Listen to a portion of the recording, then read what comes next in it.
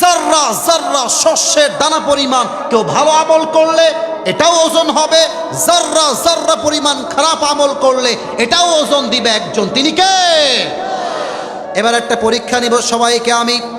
বলেন তো কিয়ামতের দিন জান্নাতে যাওয়ার জন্য আমলনামা 100তে কত হলে আপনি পাস হবেন? 51। একজন বান্দার আমলনামাকে ওজন দেওয়া হবে। এদিকে দেখেন, ওজন দেওয়া হয়েছে, তো দেখছে যে এটাও 50, এটাও 50, এটাও 50, এটাও 50। জান্নাতে যাওয়ার জন্য আমল লাগে আর কয়টা?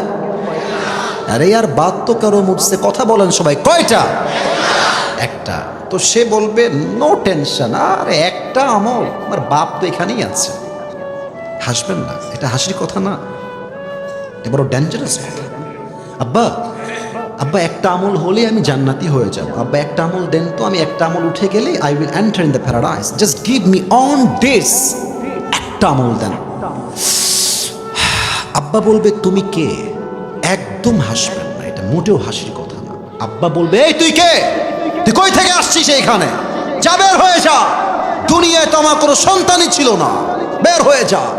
যুবকটা অবাক হয়ে যাবে, আব্বা আমাকে চিনল না? আচ্ছা ঠিক আছে, আমার মা আমাকে চিনবে।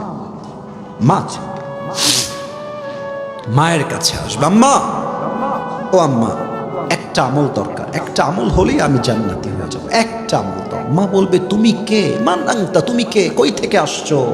কিসের মা? দুনিয়ায় তোমার কোনো সন্তান ছিল না, বের হয়ে যাও এখান থেকে, দূর হয়ে যাও। যুবকটার চোখ দিয়ে গল গল করে পানি বের হয়ে যাবে। বউ দিবে না, ভাই দিবে না, সন্তান কেউ দিবে না। সে হতাশ হয়ে যাবে, চোখের পানি ছেড়ে চুপ করে এভাবে কান্না করবে।